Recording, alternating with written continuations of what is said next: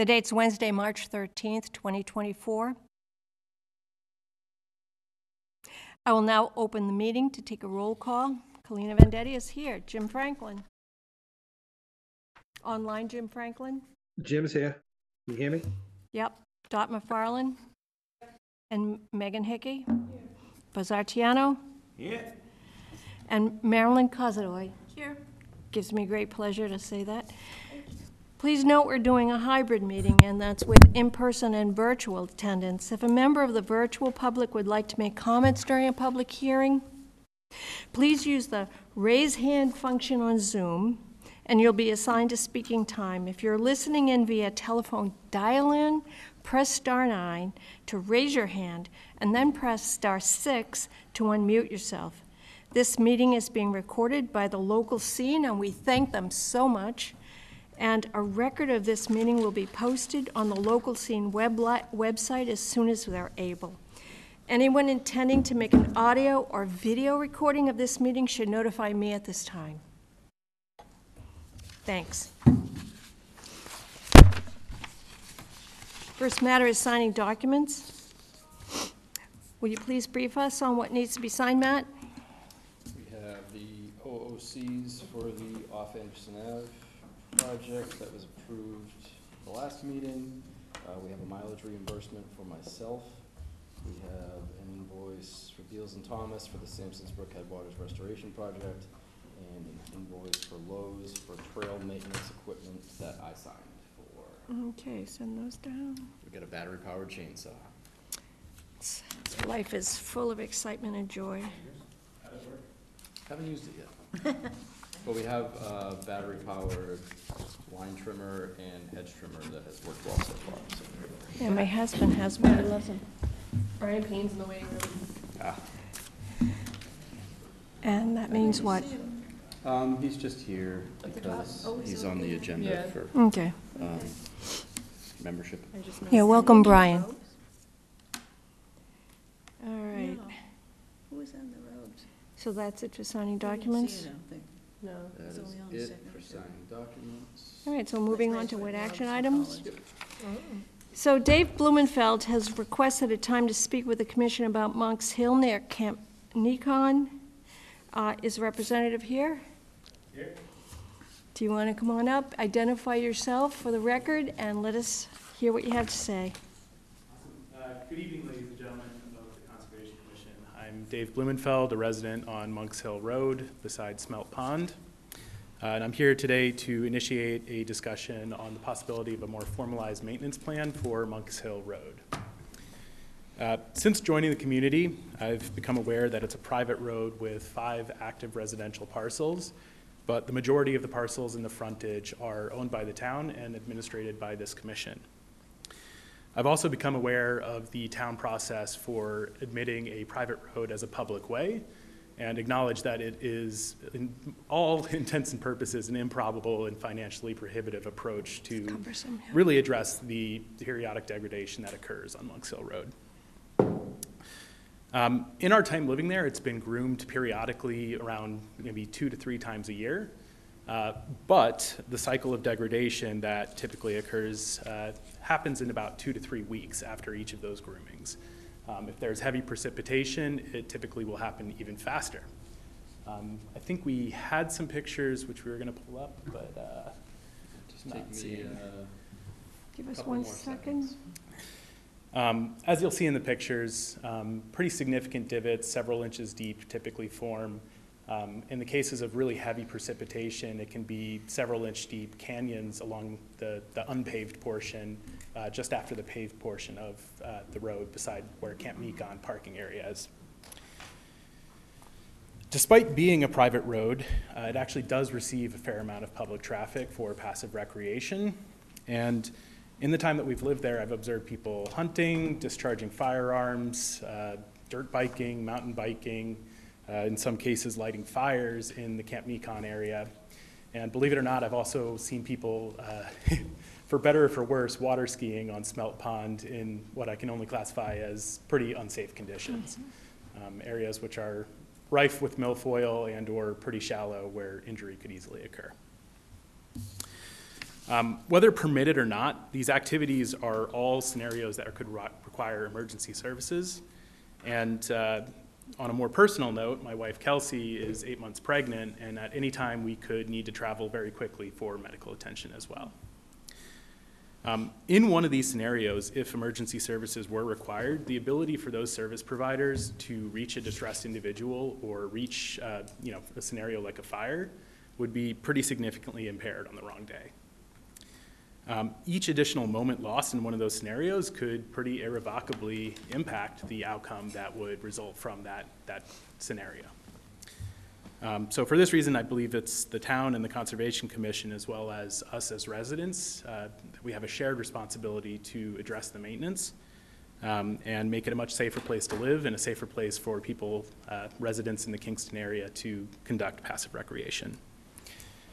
At this time, I do not have a proposed solution, but it's my hope that by initiating the discussion here today, we can use this as a launch point to really discern what the right approach can be and work on it together.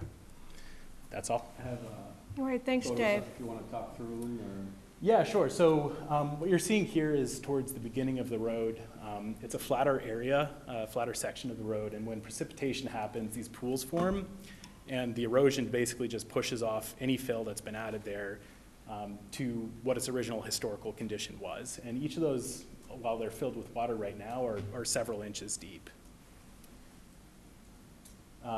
This section is just after the Camp Nikon parking area. That section is typically pretty impaired for driving just because it's not only slightly tilted, but the way that the water runs off and the drainage occurs, it actually creates this little rivulet that gets deeper and deeper throughout the duration of the season as more and more precipitation occurs. This is a section just after the paved portion. There's like a maybe 100-foot paved portion on a hill, and it's just before the upper portion of the Camp Nikon parking area. Because of how water streams on the paved portion, it basically hits this section which is unpaved, and it forms, again, this really significant rivulet, which as the precipitation season continues, gets deeper and deeper as well.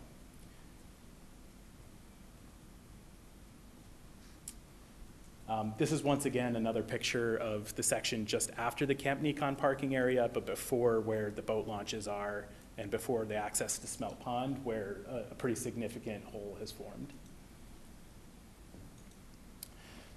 This is an up-close picture just to give some context on the unpaved portion just after the paved portion. And that's my wife's foot for scale.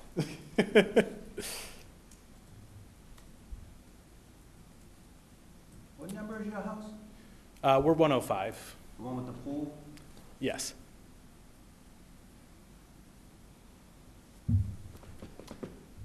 And I think that pretty much captures it. There's some potholes that are forming on the paved portion as well, as observed here. Matt, you want to weigh in? I don't have much to weigh in on it. You know, I think, asked early on what my position is on it. I don't really have a position. I don't think there's a lot of value to the commission for whether it's paved or not. From talking with the town planner, I think she let Dave know, looking at a lot of money. Looking at, I think she said a couple $100,000 probably just to get the road laid out. Okay. Never mind the money to actually pave it. So I'll clarify that we're not necessarily asking for the town to pave it. I don't know if that's necessarily a realistic perspective, but even to have a formalized plan for re-adding fill or on the right cadence, I think would do enough to make the road much safer.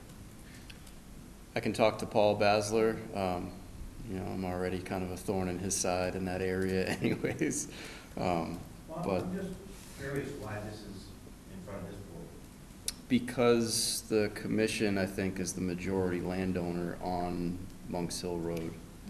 So there's only, I want to say 5 residences There's on? 5 residences, and then there's 2 parcels which are owned by businesses. So one is the Dorico cell tower that's at the opening of the road, and then the other parcel is owned by TL Edwards, which is the You adjacent don't own sand the and road, gravel. right? The town?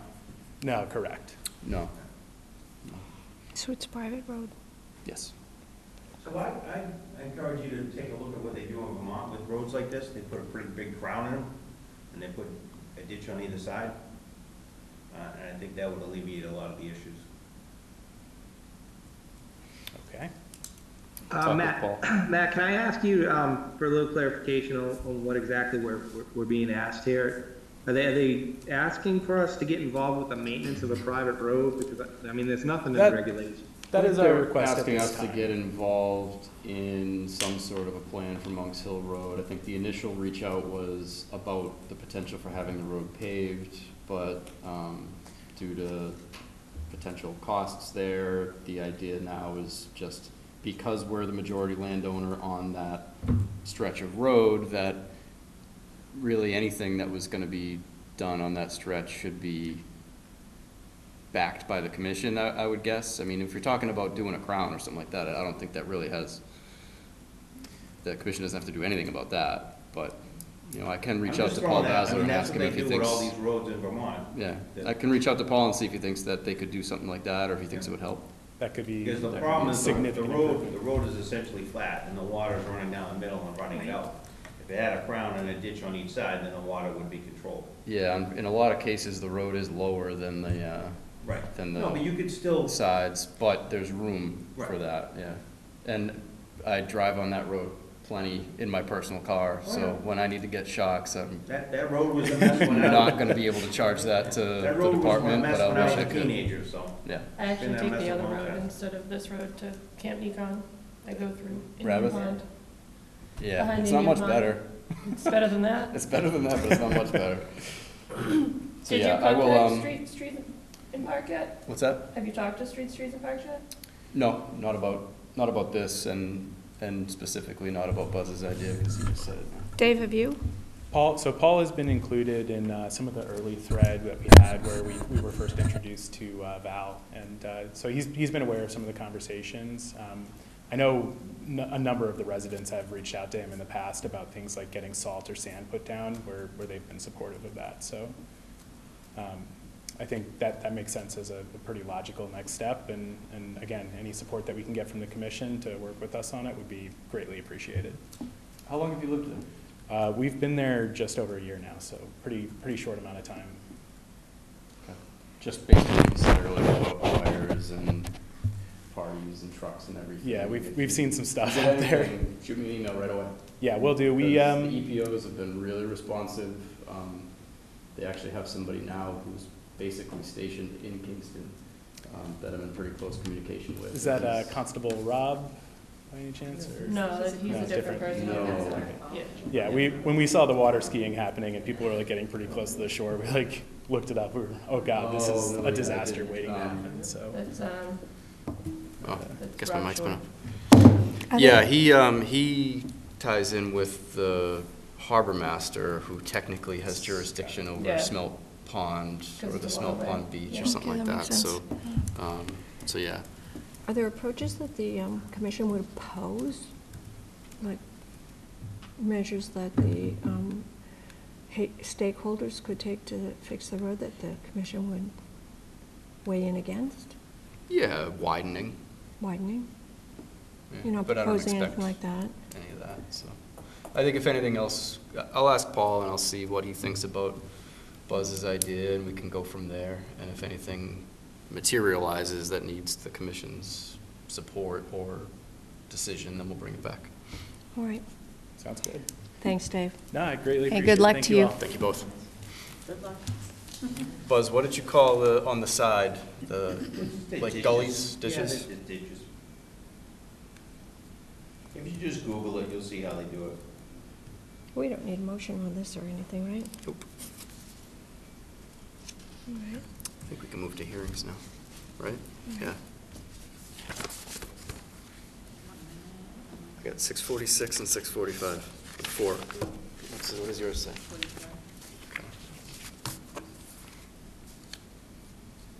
Which is the first hearing? Is it the Silver Lake Sanctuary? No, there's only one hearing tonight, 41 East.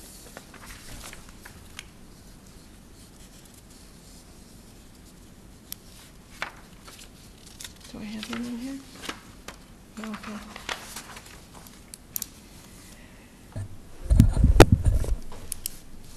The commission would like to move forward with public hearings, and the first is under Section A, 41 East Avenue. This is a notice of intent for the proposed construction of a single-family dwelling, a paved driveway access, associated site grading, utility connections, and landscaping within and near coastal resource areas.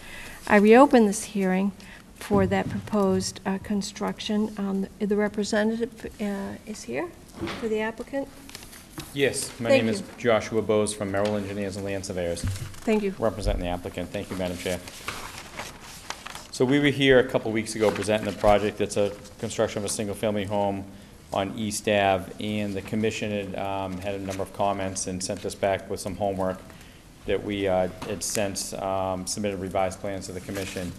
One of the items was, one of the commissioners requested that we try to address the roof runoff as much as possible, given the site constraints. So what we've done is we've actually, we've shown a new bioretention area that the roof runoff is directed to, and that's to the right or the northeast of the house.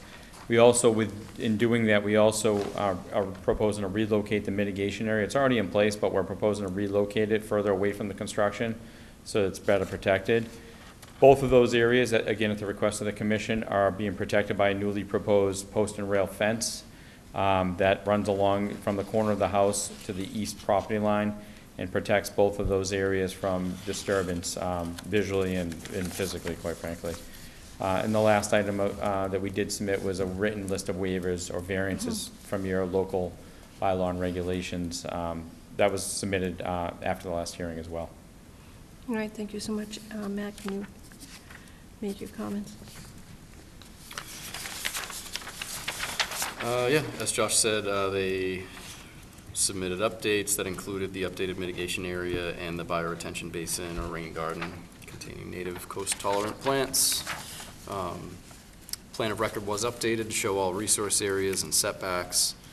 We did receive a formal, I've been saying waiver, I should be saying variance request for, there were 12 KWPR performance standard waivers, basically 3 waivers with 4 resource areas on each of them, structure, driveway, and stormwater.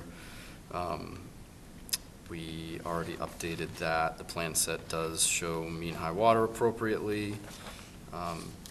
Conservation placards on the post and rail fence, did we just, is that set now? That was not specifically identified, but it'd be welcome a condition that requires that. Yeah. And I'm not sure if we discussed last week, because we did talk about the driveway, but we've had conditions in the past for a minimum aggregate size for those types of things to make sure that they stay pervious. When you're doing a gravel driveway, if you have crusher run or stone dust or anything, and you're not, so having a bigger stone with gaps in between to make sure that that actually stays pervious. And then the only other thing that we didn't discuss before, and that's probably on me, that wasn't, my review probably wasn't terribly good, as this was a project that had already been approved before, but there is an increase in the house layout and size. So I know we talked before about grandfathering and all of that, but we didn't specifically get into any detail about that, and that was something that Megan stopped by the other day and just asked me if that was something that we had looked at. So that's the only thing I think that we didn't discuss. If any commissioner wants to discuss it, now would be the time. Yeah, should we discuss that now, Megan, for instance? Well, my concern, I try to stay consistent with policies and guidelines that we have in place. So this house is obviously leaving its original footprint. We've had other cases with the same thing and the same, actually farther away from resource areas, different resource areas. We've been so strict with decking, with grass. This whole house is in a resource area, so my personal struggle, again, one person, is the size of this house, the amount that it takes up the lot, and the entirety is in the resource area. Mm-hmm. So I stopped by just to kind of clarify my own kind of train of thought. I respect the fact that it's, owned, it's property, they have the right to build. but kind of where we stand and what we can allow, what we can't allow. That's kind of where I'm at. Anyone else want to weigh in on that, Marilyn? And following up on what Megan is saying, I don't know if it would be helpful to do a compare and contrast. I think you made a pretty clear point about the difference in going forward with the design that you have. But one of the things that, well, two things. In regard to requesting the variance, the waivers, one of the things that we normally expect is a demonstration of alternatives that have been put forth or attempted to mitigate the change in use of the property. So that was one question I had about whether you had offered any alternatives. And then another question I had was, how would you demonstrate that what this is proposed doesn't have an impact on the coastal bank stability? You want to respond to that, please? Sure. So, I'm not sure where the idea that the house is larger is coming from. It is a confusing site. It's a very complicated plan. There is data on the plan submitted that talks about building lot coverage. Now, this is even further complicated by the fact that we're here for an NOI after the house is removed. So, if I can speak to the house that was there without, the board, so the pre-existing home footprint, the building footprint was 1,416 square feet. The proposed footprint is 1,367 square feet. I think part of that is the rear part of the original house. There was a large concrete patio that was basically an extension of the foundation. So it wasn't actually, it didn't have covered roof over it, but it was clearly impervious part of the building, and that was included in the pre-existing square footage. So that may have been where maybe there's a discrepancy in areas there. Back to the question on the stabilization of the coastal bank. So what we did in our narrative, we provided a list of each of the resource areas that exist out here, and we provided basically a narrative of the rehashing the performance standards of each of the resource areas and how this project met those performance standards.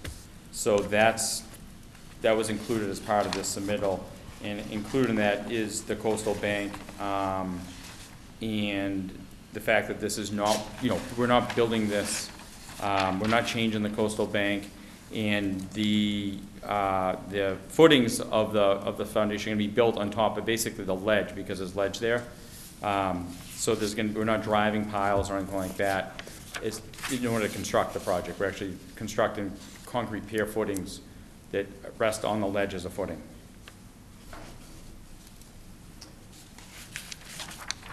There's someone in the waiting room that matches the last name of this project that might want to be let in. Is there any way that we can pull up the site plan up there? Because it shows the prior dwelling Ben? and the proposed.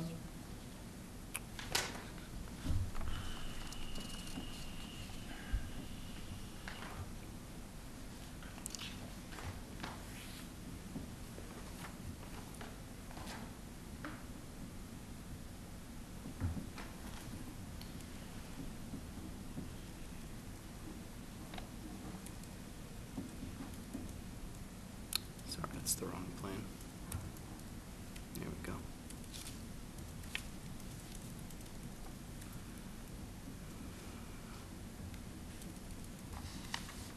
Thank you. See if I can. All right, so you have prior existing dwelling is these hash lines, right? And is this the patio that you were talking about here? Yeah, that was a covered porch, if you will, and there was stairs over here, and then there's a sliver of building over here that, is outside of that. And then beneath here, there was a large concrete patio. I wish I had an existing conditions plan separated out, but there was a large concrete patio that was beneath this, that was an extension of the of the house.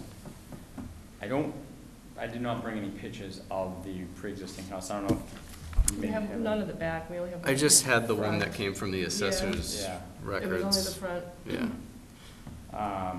And that was obviously removed as when they built the seawall. That was removed when they tore down the house and built the seawall.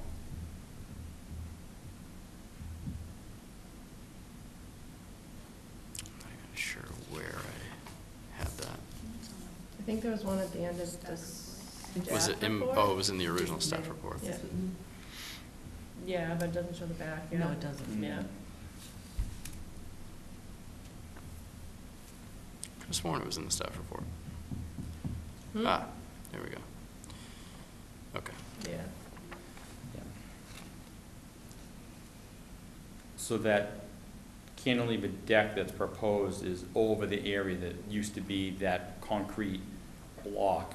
I don't know what you'd call that, a deck of some sort.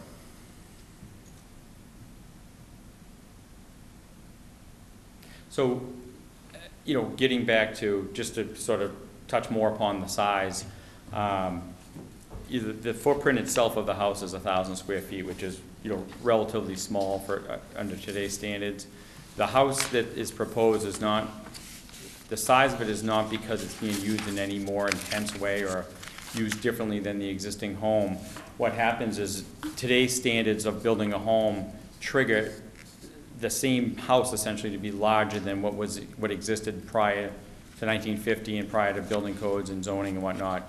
You know, things like entryways, egress and egress points have to be wider. The energy code requires thicker walls for more insulation. So what happens is to build the same home that you're trying to replace, the footprint ends up being larger to accommodate the new building codes and the different, you know, the different standards that a new home today is built under. So, well, I understand, you know, it's closer, slightly under. It's at a minimum size to sort of replace what was there. The same amount of bedrooms, bathrooms? I believe so. I don't know the intricacies. I don't know. I believe it's the same. It's definitely the same amount of bedrooms because I wouldn't have been allowed to build more bedrooms through zoning. Right. So. Is there someone in the waiting room who wants to comment on this?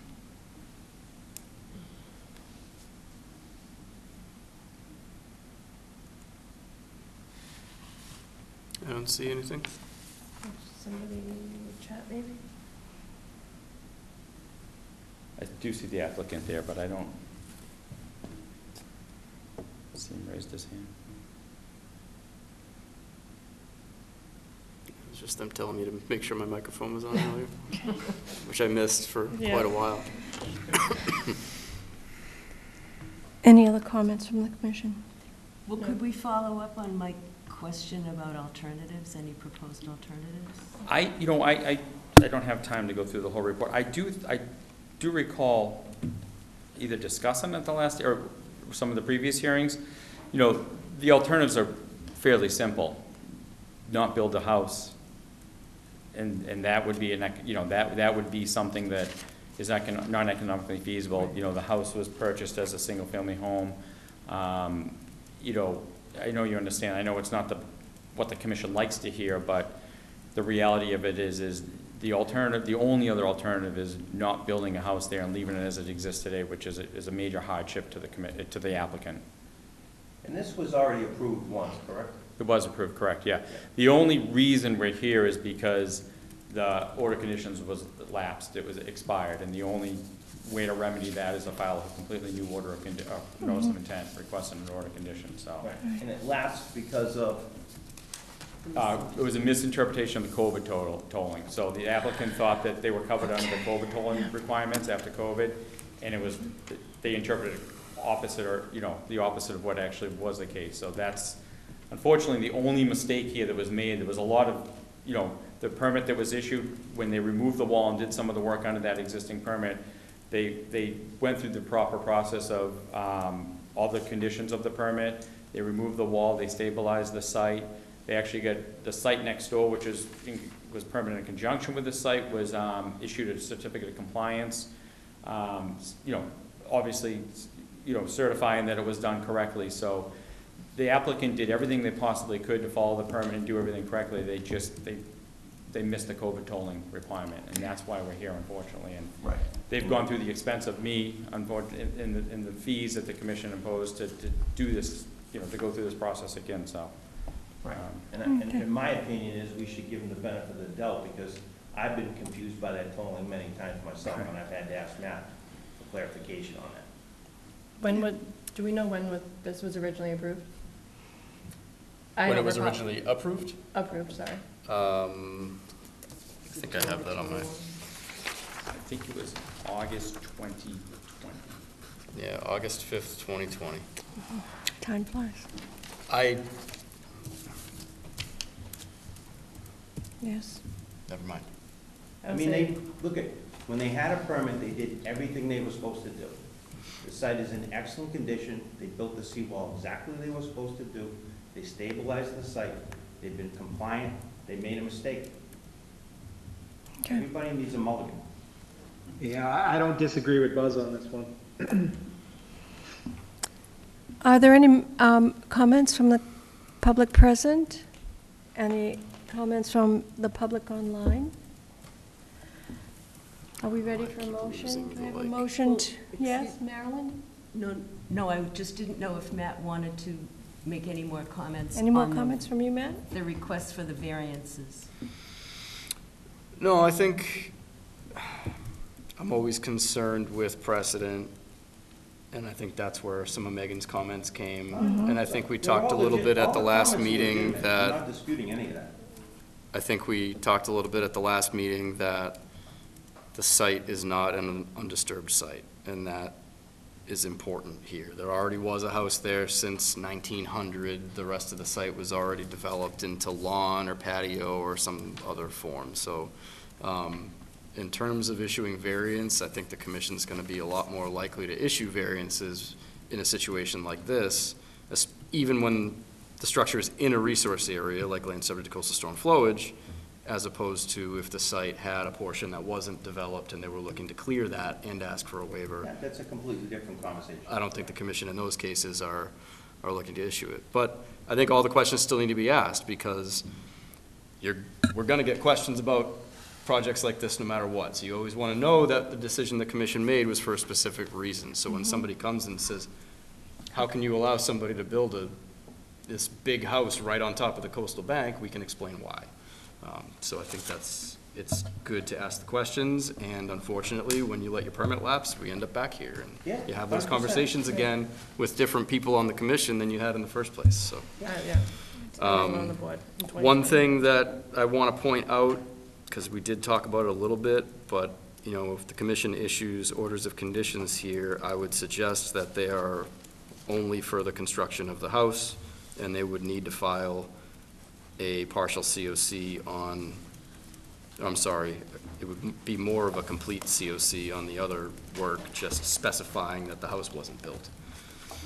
Does that make sense? No, unpack that. They already built the revetment, and we had said the mitigation work, but the mitigation work now is being rolled into this. But the revetment work, there's two ways to go about it. One is we can roll everything in on this new permit, and then they have to close the other orders of conditions out. Or we do the partial COC on the other one for the revetment work, and then Yeah, you have a brand new orders of I'd like it to be all conditions. in one, myself. Okay. I think it's a lot cleaner, and then, if something does happen when they're working, then they're gonna fix it because they know they gotta clean the whole thing up. Okay. It is construction and things happen. Are we ready for? I have one more question. In doing some of the reading about a project like this, I went back to the manual about protecting coastal areas from storm damage and this and that. And in their chapter on performance standards and project review for coastal banks, they do mention a future condition in perpetuity. And it's in regards to make certain that new coastal engineering structures are not allowed in the future for protection of any project approved under the regulations. And I didn't know if you were familiar with this, Matt, and whether it's applicable here. I think that's up to the commission, because the stipulation on that is that the structure is new. And it may be that the intent was that if you already have a pre-existing structure that predates wetland regs, then you wouldn't put that in So, place, and people okay. have the right to maintain or modify a revetment to protect their house. But if somebody's choosing nowadays to build a house on the Right. coastal bank and you're willing to approve it, that condition should go in so that they're not allowed to do that in the future. Thank you In for this that case, you sort of have a clarification. little bit of both. There was a pre-existing house there, now there's not. So that's up to the commission. So it's like, you have a recommendation, Marilyn? It was more of a question to get feedback from the agent and from other members of the board. Any other comments from the board on that? No. Make a motion to close the hearing. We have a second? I'll A second. Okay, Marilyn seconds. The hearing is closed. Do we have a motion to approve and issue? Well, We gotta let's talk vote on about that. conditions and variance and stuff first. Right, Let's close the hearing, so we need a vote on Yeah, that. you gotta vote on closing the all hearing. right, let's Dot, Yes. Jim, Yes. Megan, Yes. there's a yes, Buzz, Yes, Marilyn. Yes. Okay, so the hearing is closed. Moving on. I think we should take the things one at a time and vote on them rather than make a massive vote, Okay, if we're moving that way. You're talking about conditions? Well, conditions, we need to vote the variances, right? So maybe go through the variances and make sure we're all clear on what we're voting on. Yep. And then talk about the driveway aggregate size. We want to put some language in about that. Yep. And how long is this permit good for? 3 years. Okay. And you're gonna get done this time, right? I hope so. Fingers crossed? Anything I can do. Okay. all right, so do you want to discuss those one by one?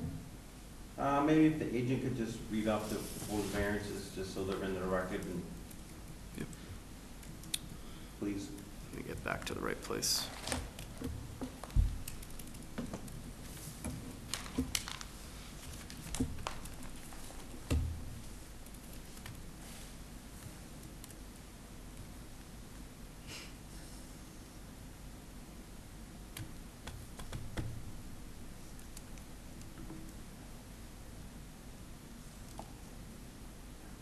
Why I don't have that here for some reason.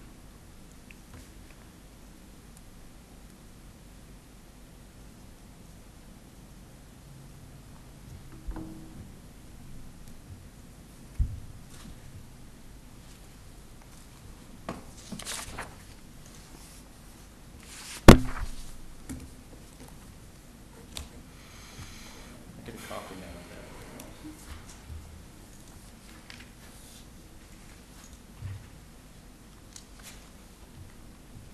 that. Yeah, all I have is the impact table in here for some reason.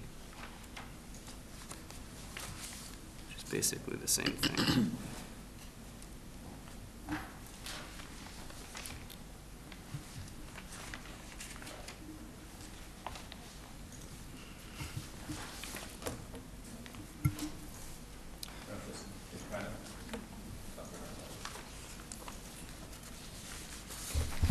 Do you want me to read it verbatim? Would you? I don't know. It's up to you. I mean, maybe just the highlights.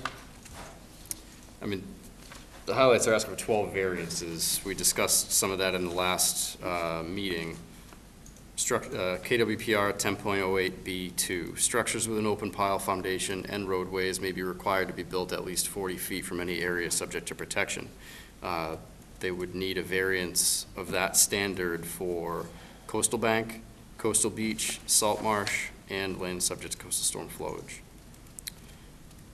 KWPR 10.08B1, driveways may be required to be built at least 30 feet from any area subject to protection as listed in section 2.01 under the bylaw. They would need a variance of that standard for coastal bank, coastal beach, salt marsh, and land subject to coastal storm flowage. And because of the commission asking for a stormwater feature, they are requesting variances on KWPR 10.01B9. The commission may require stormwater management systems to be placed a minimum of 40 feet from any area subject to protection. That's for coastal bank, coastal beach, salt marsh, and land subject to coastal storm flowage. Okay. I'm making a motion to approve those variances. A second. Thank you, Jim. Dot? Aye. Jim? Aye. Megan? Aye. Cletus and I, Buzz? Aye. Marilyn? Aye. Okay, it passes. Okay, and then I think our standard conditions, and then additionally, the driveway aggregate wants to be, So I had put in my staff report, there was a subset review of the special conditions from 0370894, and that all others should carry over. okay, So all of the pre-existing special conditions, which were many, I believe should carry over except for condition 1 regarding the Corps of Engineers permitting, which we've determined there's no further action necessary. And special condition 8 was on the toe stones of revetment being certified as being above mean high water line. We already have that. And then we had the possible additional special conditions.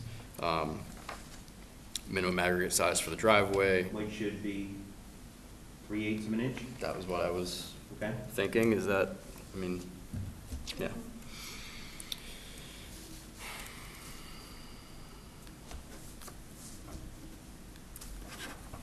And I put down statement notifying of immediate fines for any construction materials or debris reaching Kingston Bay or any resource area seaward of the top of coastal bank.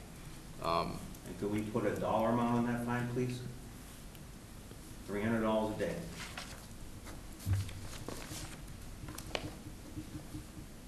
I think, I mean, that's perfectly fine, but I think, no, I take that back. I was gonna say, we dealt with that in the bylaw rewrite, but that's still being challenged at the Attorney General's office, so. Correct. There we go. Yeah. And we were gonna have a special condition in there about conservation placards being maintained in perpetuity on the post and rail fence. Correct. All right, I'll make that motion as we just outlined it. Second? Second. Okay, Dot? Yes. Jim? Yes. Megan? Yes. Cletus, yes, Buzz?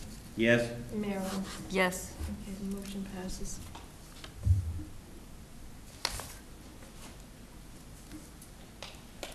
And do we need one to say approve the NOI too? Yeah, I didn't hear one that, Yeah, so I'll that make a motion to specifically. approve the NOI with the previous 2 votes. Second. All right, Dot? Yes. Jim? Yes. Megan? Yes. Cletus, yes, Buzz? Yes? And Marilyn? Yes. Okay, thank you, motion passes. Where's that? We're good? Thank you, everybody. Appreciate it. Enjoy your Yeah, night. no, hey, listen, no more bites at the apple. Relay the message for sure. Thank you very much. Have a good night, everybody. Thank you. All right, and you too. I'd like to make it clear to members of the public present, you don't have to stay for the entire meeting after your matter is set. Unless you're fascinated. If you're fascinated and you love us, you're welcome to stay.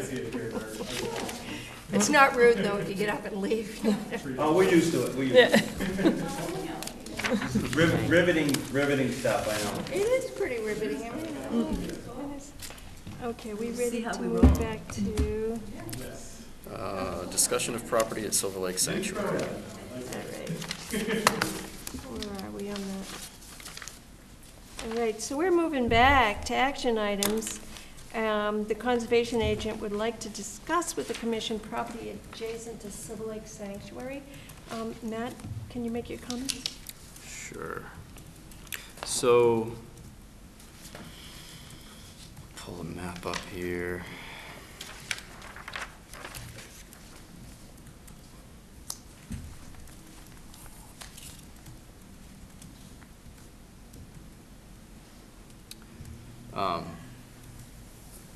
The area outlined in pink on the map is Silver Lake Sanctuary. That's a town conservation property on the shores of Silver Lake that was purchased for the purpose of protecting water quality in Silver Lake and habitat.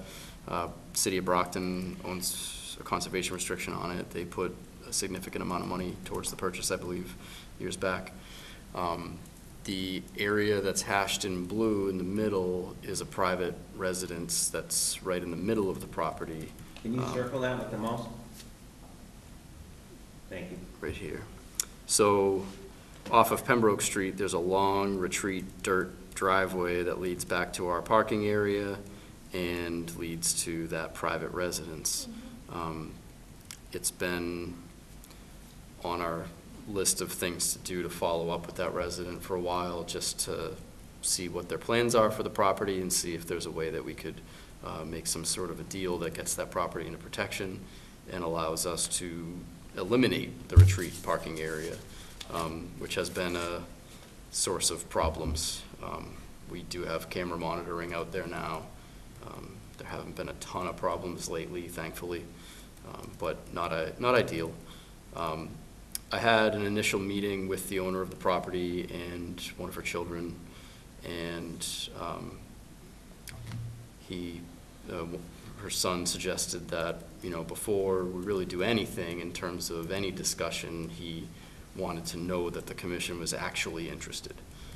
So I had a very base level talk with them where I just said, myself personally, I have interest in talking to you about your property because I think that the reasons that I just said, this is an opportunity for us to shore up the property that we have and eliminate some of the issues there. But they wanted to know that, the commission actually had interest before taking any further steps in conversation. So in my discussion with them, I said there are a lot of different ways you can go with this. You can do an outright purchase, you can do a living estate. There's a lot of different ways that things could go. I said, if you're looking to maximize the amount of money you get from it, I'm pretty sure we are not going to be able to compete with, the private housing market right now. And if that's the way it is, then so be it. But if there's a way that we can figure something out, I think there's merit to it.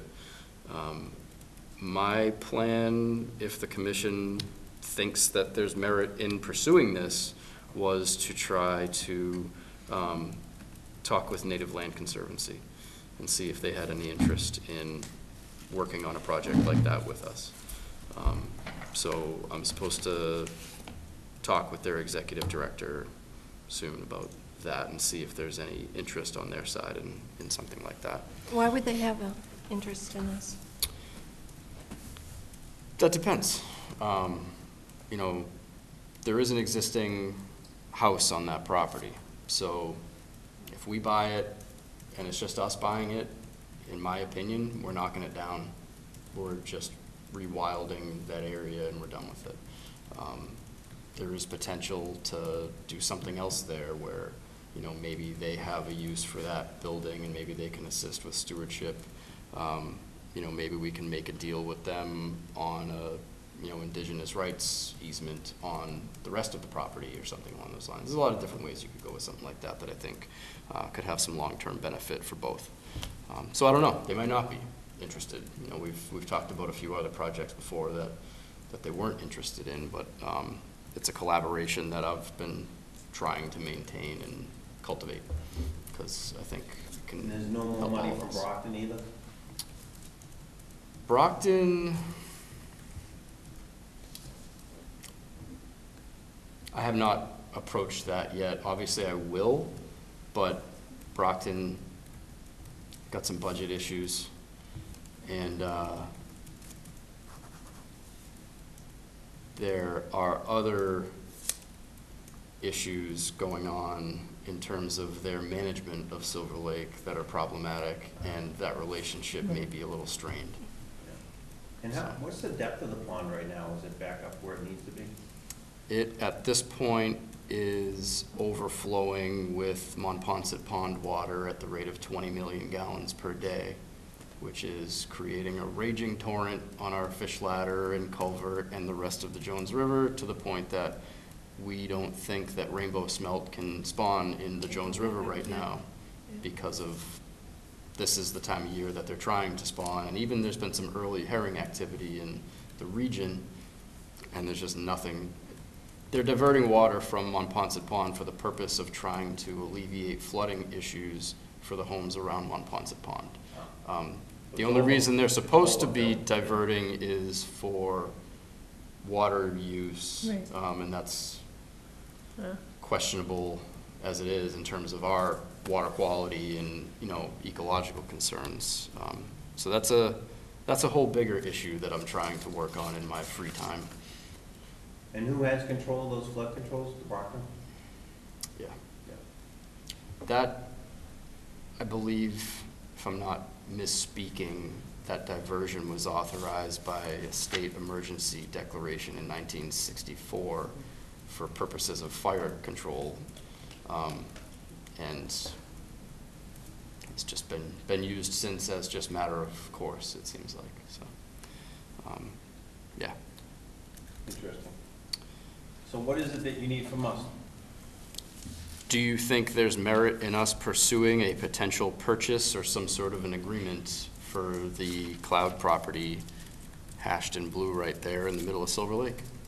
I think the problem is that somebody on the commission at some point back in time told the homeowner that they weren't interested. And they may have just been speaking for themselves. I don't know who it was. I don't know. And it may have been similar to the conversation that I had where I told them, if you want full market value and an outright sale right away, we may not be able to come up with that amount of money. So that may have just been them getting out ahead of that back then, but. Yeah, I seem to remember that conversation. I don't think we gave them that indication. Yeah. Buzz, you tell these people we don't want their house. Are there any other I think easements that or was- land I use think that was limits back when Dana was associated on with the that board. property because of where it is? That was a while ago. My time. I don't think so, especially if we own it. I mean, listen, it's the last piece that we need to get, so yes. I mean, my opinion, we try to get it. If we don't get it, depending on who buys it, I don't like retreat driveways anyways for reasons that I've spouted off on before, but when you have somebody essentially moving in or living right in the middle of your property, it becomes just an extension of their Right. backyard, depending on who lives there and what they're into, so. It's just a And way if it- for us and- to get out ahead of And any if it of changes that. hands, they could build a much bigger structure there. What is the acreage of that blue area?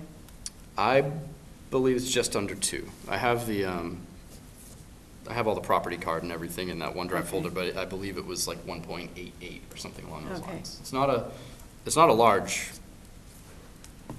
part of the property, so it's not something that adds significant acreage to Silver Lake Sanctuary. It just shores it up and, Yeah. you know, eliminates some of the use-related issues that we found there. Well, yeah, because then you could move the parking out by the street, and then you could gate it off, and then it would just be a walking area. Yep. I honestly see no drawback to continuing the conversation. I mean, what do you need, a vote from us just to do so? Is that what you're asking for? Yeah, I think they just would feel more comfortable knowing that the commission was behind it before going forward with anything. I mean, he talked about getting an appraisal, and I said, well, an appraisal would definitely be a necessary part of the process. But he said, well, what if I just talk to a real estate agent and just ask them for a valuation now for conversation purposes? And I said, that may be a more prudent step for now, you know, during early conversation. Because if it's, like I said, if they say, hey, we want full market value, and a real estate agent says it's X, and we know we can't get to X, then the conversation's done, and they don't need to get an appraisal. So I'll make a motion to vote in favor of Matt's continued conversations with the landowner about seeing if there's a path to securing this parcel. Second. Okay.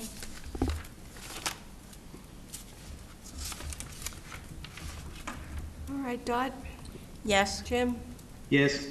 Megan, Yes. Linda's a yes, Buzz. Yes. Marilyn? Yes. All right, so the motion passes to continue conversations with the property owner.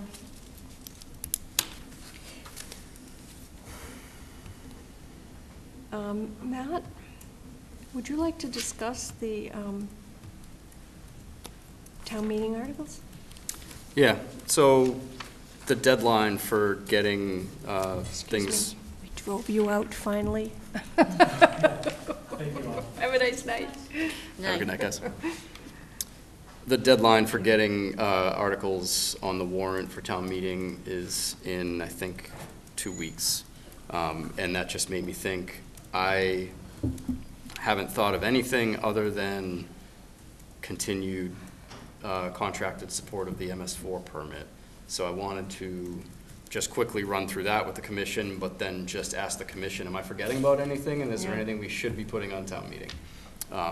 So Environmental Partners, who's been contracted to do our MS4 compliance from year 1, has submitted their proposal for year 7, FY25, and the total is, drum roll,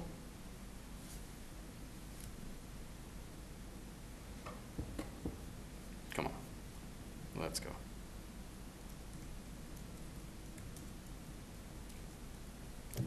Gotta be kidding me. Roughly $67,000. Yeah, I saw it.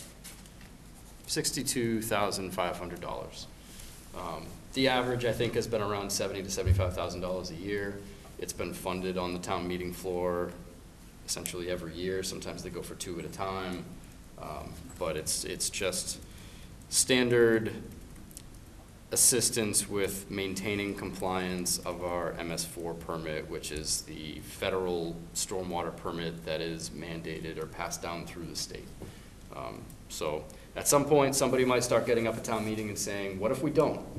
What if we don't spend the money? What are they gonna do? But I would suggest at that point that we've already spent 6 years worth of it, and we may as well see it through.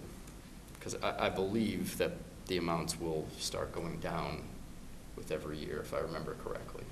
So that's about it. That's all I have, is that we'll just keep contracting that, because obviously we don't have the time or the wherewithal to do all of that work ourselves.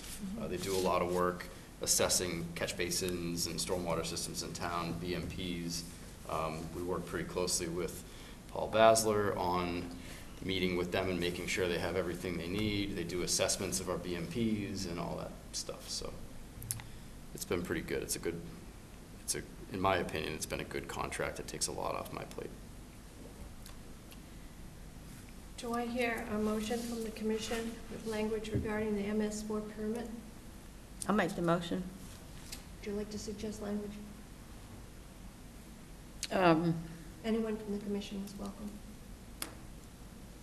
You could just say in support of, the article Right, funding MS4 compliance. make the motion in support Okay. of the article to bring the MS4 Super. contract to fund it Thank you, to Dawn. the meeting. Thank you very much. Do we have a second? Second. All right, I'm gonna have to do a voice vote on that. Jim? Can you hear me, Jim? Yes. Yep, sorry. Dot? Yes. You'll Yes. say Dot. I was waiting for him to, Megan? Yes. Buzz? Yes. Marilyn? yes. Colleen is a yes. Thank you. That motion passes. Thank you, Dot. And am I missing anything? What? I don't know. Just got nervous when I realized it was almost a deadline, and I feel like we usually bring more to town meetings, so I just thought, am I missing something? The 106 bugs going to fall town meeting? Or that was under CPC, right? Assuming, so there will be, we have 2 CPC articles, 1 Sampson Fund article that are automatically going to town meeting from those. Okay. We don't have to do anything about that. But, yeah, assuming that everything goes well, that will be on fall town meeting. Now, which one? Carrera. Oh, okay. Well, would like to move on to the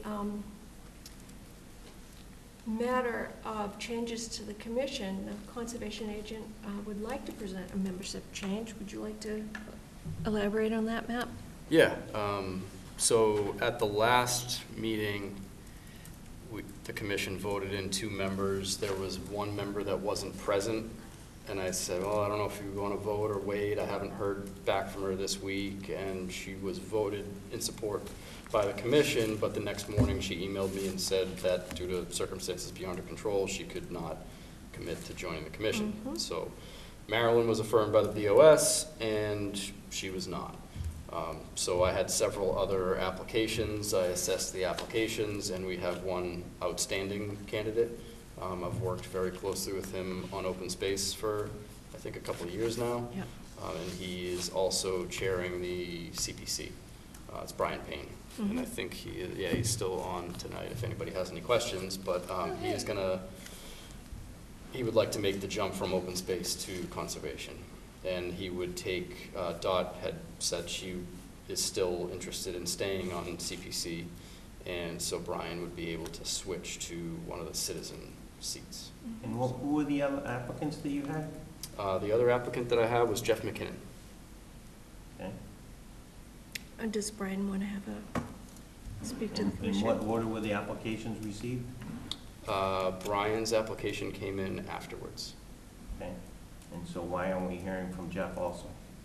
Just the way that the commission in the past said they wanted me to handle things was I get applications, I assess them based on their merits, and bring my recommendation to the commission. Working with Brian, I can say that he, Oh, and this is nothing against Brian, I'm trying to just saying, understand. he would get my vote, because he's very easy to work with, he's very good, very organized. I think he'd be Again, great. this is nothing about the I'm just trying I to know. understand the process. Yeah, I'm just saying Yeah. that's why I would vote for him, if we had to have two. Yeah, that was the way that the process was set. I don't remember if it was before you It came must back, have been, maybe. because I don't remember having that conversation. Yeah. It was I think it was actually, it might have been when we got Megan and Jim. I think that was when that started, because we got, I think, 4 or 5 applications then for the 2 open seats. And I asked the commission, how do you want to go about this? Should we bring everybody's thing in and talk about everybody, or do you want me to go through and review and just base things on merit? You know, I look at their application, and often cases I suggest that they would send in a resume if they want, so that we can look at more background and things like that. And so, so that's what I do now. So the nominee is Brian Payne. Would Brian like to address the commission? Good evening, everyone. My name is Brian Payne. I've been living in Kingston since 2017. As Matt mentioned, I currently serve on the Open Space Committee. I'm also on CPC, and I'm currently the chair of the CPC. Outside of Kingston, I'm a professor of history at Bridgewater State University, specializing in the history of conservation and land stewardship in New England, as well as food security and agricultural policy. I've been there since 2010.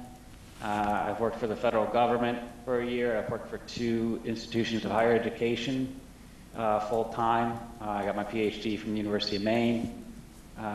And this probably will work against me, but I'm originally from Buffalo, New York. Oh, you might want to strike that one from the minutes. Thank you. But I'm happy to answer any questions that people might have. Thank you. Are there questions for Brian from the commission?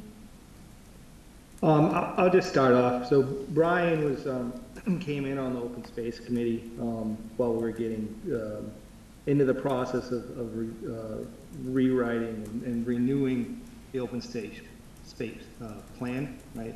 And I gotta say that, you know, just, he's a great worker. He did a great job. He's a dedicated guy. So, you know, I'll throw my support behind Brian.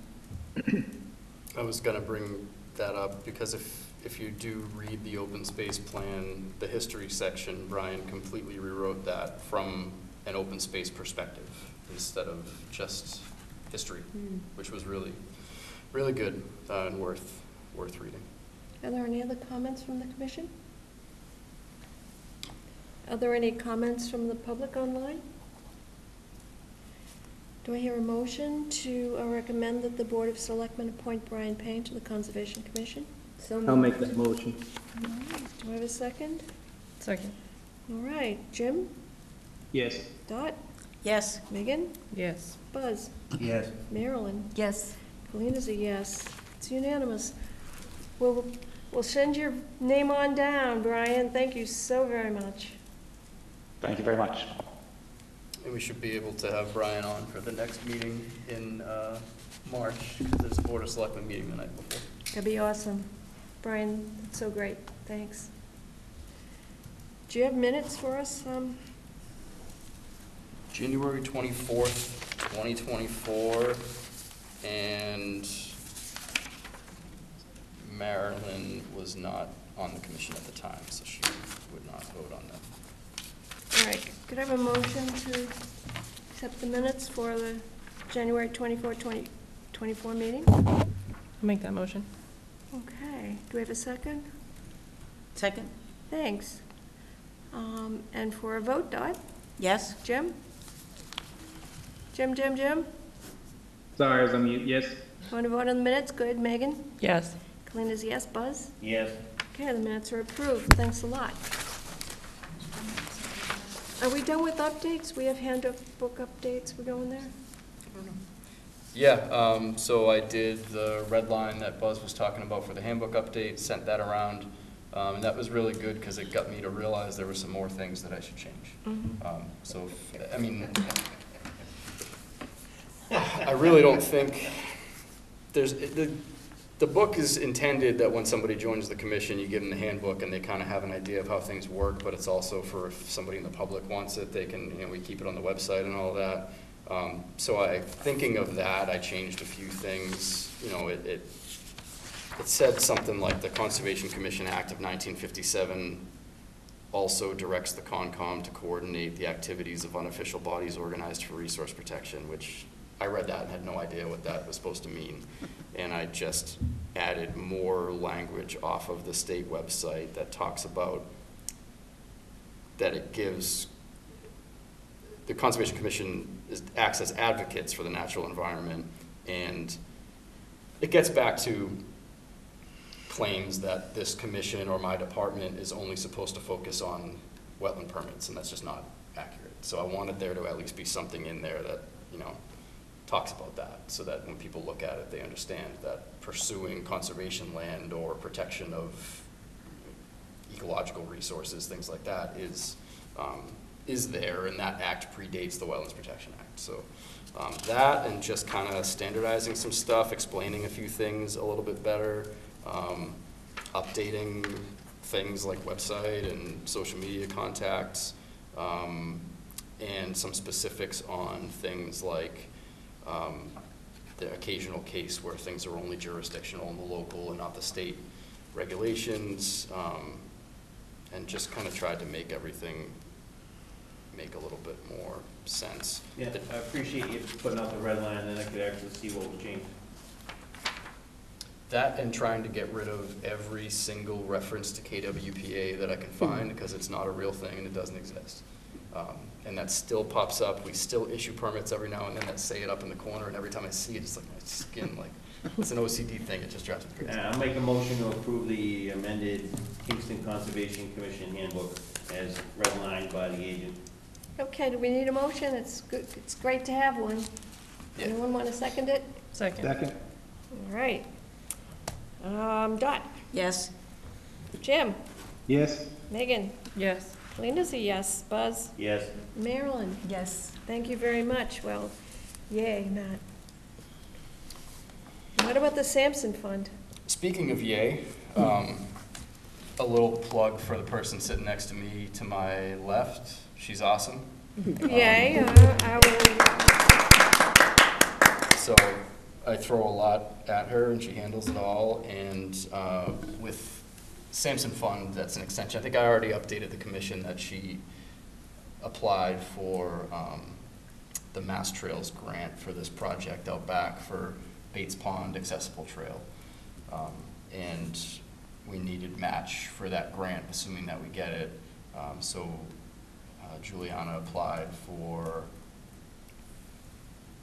$15,200 from Sampson Fund to be enough to cover the match on that project.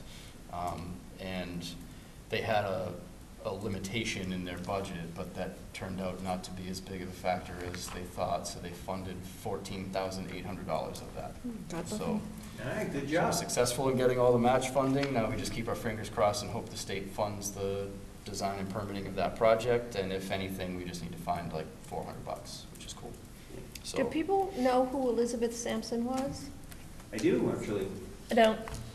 Well, she was a single woman, lived in Kingston, and she was devoted to the welfare of the community, and she bequeathed what would now be an enormous sum of money to the benefit of the town. And she was one among a handful of really powerful single women who ran the town at the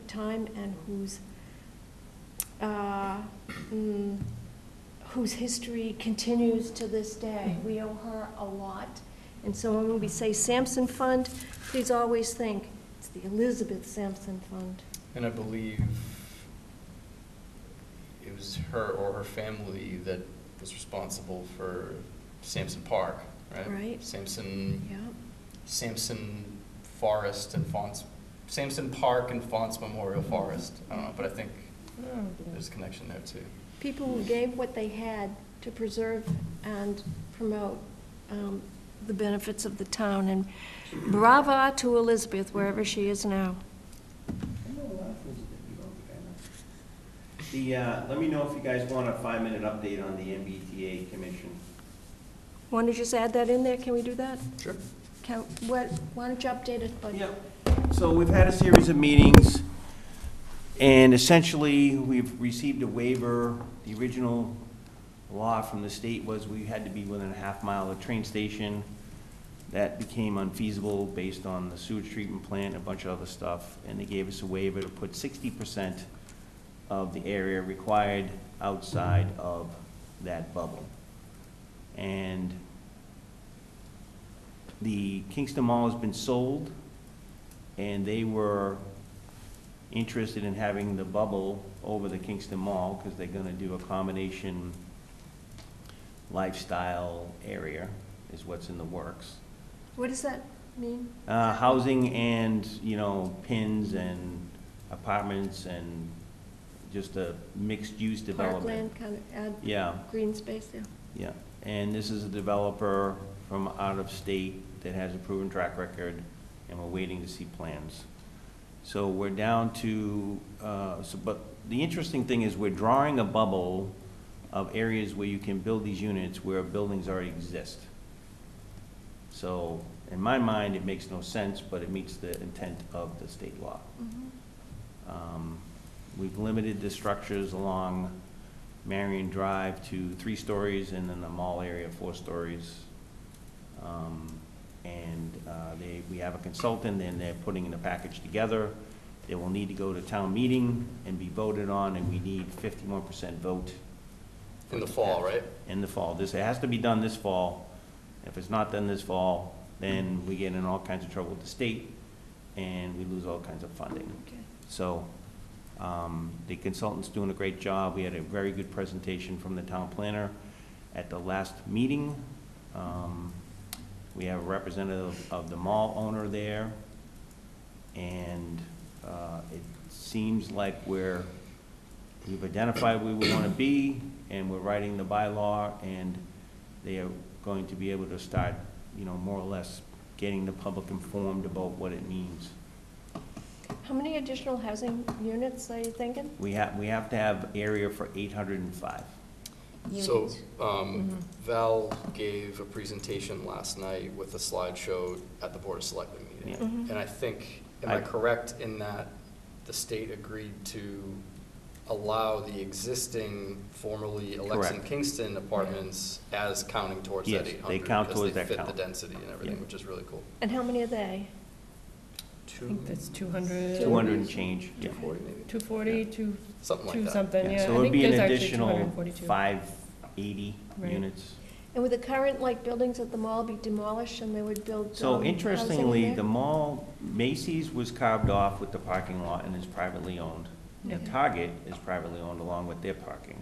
Okay. So the mall is not what you think it is as far as ownership goes. So there's some interesting property lines that are drawn in Yeah, there. it's weird. So it's pretty interesting. The consultant and the town planner have done a good job. I think it's viable. It meets the requirements. They've got the waiver from the state.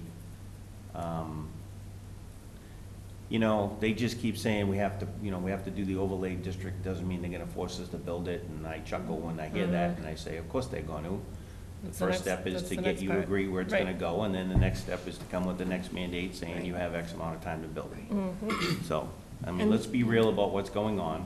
You know, let's not be kidding ourselves that it's just an overlay district. Okay. So, And this would be for mixed income, Mixed use. mixed use. mixed use. I, That's exciting. So you know, as far as the goodness that you can get out of it, it's as goodness as it's gonna be. Thanks for your hard work. I Well, I haven't done much, I just sit there and listen, so. Well, The thanks consultant anyway. and the planning department have done most of the work. I talked with Val a little bit about that.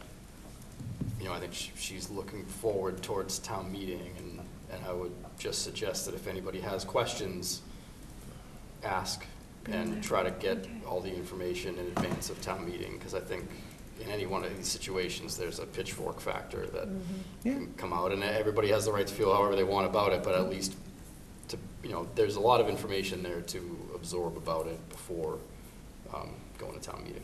All right. Well, as I've always said, you know, it's gonna happen, let's just try to make it the best we can. All right. So I will say the new mall ownership group has been great to Yep. work with. Val had some great ideas about open space stuff. I think I've talked with the commission about that, so they are working on some green space type stuff that's pretty exciting. Yeah, That's great. like I said, there's a lot of positives, but you just have to get over the fact it's gonna happen, and you just try to make the best you can out of it. Are those new apartments that are built there now, is that part of the mall?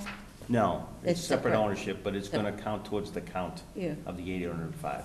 I know someone who just moved in, and she says it's fantastic. Good. She loves it there. Listen, not everybody wants a house. Yeah, or, you know, can afford it these Yeah, days. but not everybody wants a house either. Well, Yeah. once they develop it. House is a and lot put of in work. some- Yeah, my basement Tell me about flooded. I wish I, Didn't own that damn place, right? No, it's just, Carpets you like need, that. you need different inventory for different peoples in different stages of their life, Right. right? So, so that's the update.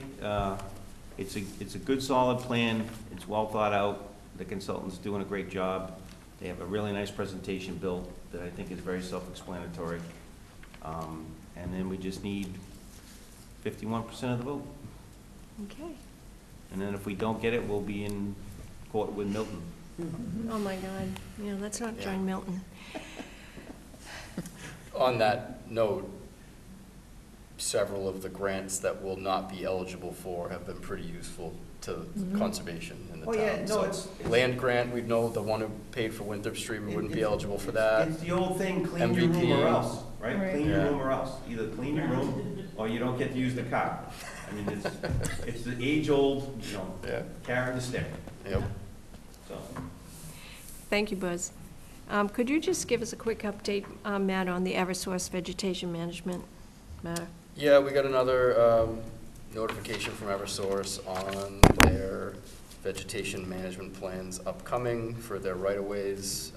When we get that, we put it in the OneDrive for your absorption, and we have it on file. If any member of the public wants to see it, they can shoot us an email, we can send it over to them. Typical stuff, I honestly don't review terribly closely unless it comes down to real work where they're disturbing the ground. This is just Very. stuff that they do for making sure trees aren't growing up towards their power lines. So they do use herbicide, they use it in a pretty targeted way from what I've seen, and they honestly create some pretty cool habitat in the process. Because typically you get pine oak forest with very little in the understory when you have closed canopy, and they create diversity and area for ground nesting bees and all sorts of things. So All good. I'm a fan of it anyways. Thank you. Yep. Well, I think that pretty much wraps it up. The next meeting will be held on March 27th, 2024, starting at 6:30 PM. The time is now 12 minutes before 8 o'clock. And I wonder if I could have a motion to adjourn? I'll make the motion to adjourn. Do we have a second? Second. Thank you. Dot? Oh, yes. Jim? Yes? Megan? Yes. Kalina's a yes. Buzz? Yes. And Marilyn? Yes.